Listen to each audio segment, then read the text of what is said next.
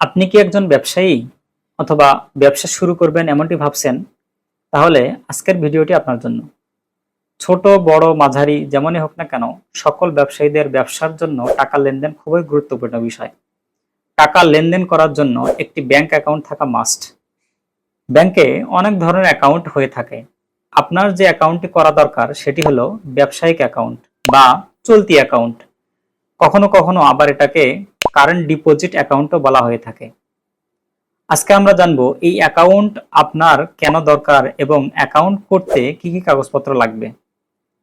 প্রথমেই আমাদের জানা থাকা দরকার সিডি অ্যাকাউন্ট ব্যবসায়ীদের জন্য কেন দরকার। নাম্বার 1, বেশি লেনদেনের সুবিধা। সিডি অ্যাকাউন্টে সেভিংস অ্যাকাউন্টের মতো লেনদেনের উপর কোনো লিমিট থাকে না। দিনে যতবার এবং টাকার পরিমাণ যতই হোক না কেন জমা বা উত্তোলন করা যায়। নাম্বার 2, ওভারড্রাফট সুবিধা।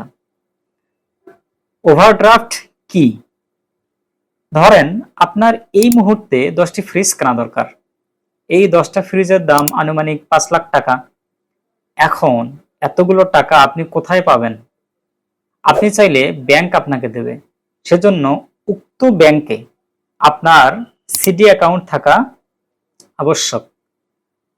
ওভারড্রাফট হলো আপনার অ্যাকাউন্টে জিরো ব্যালেন্স থাকা সত্ত্বেও ব্যাংক থেকে টাকা ধার নিয়ে লেনদেনের সুবিধা।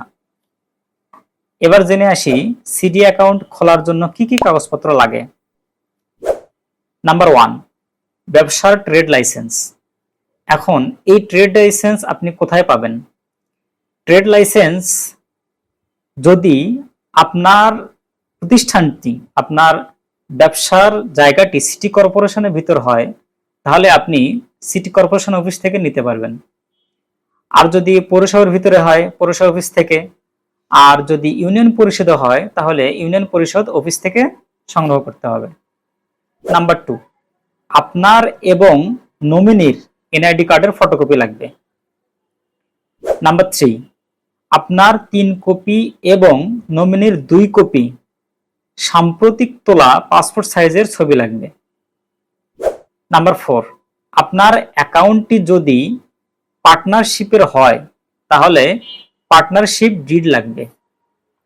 নাম্বার 5, আপনি যদি নিয়মিত সরকারকে ট্যাক্স দিয়ে থাকেন তাহলে টেইন সার্টিফিকেট দেবেন।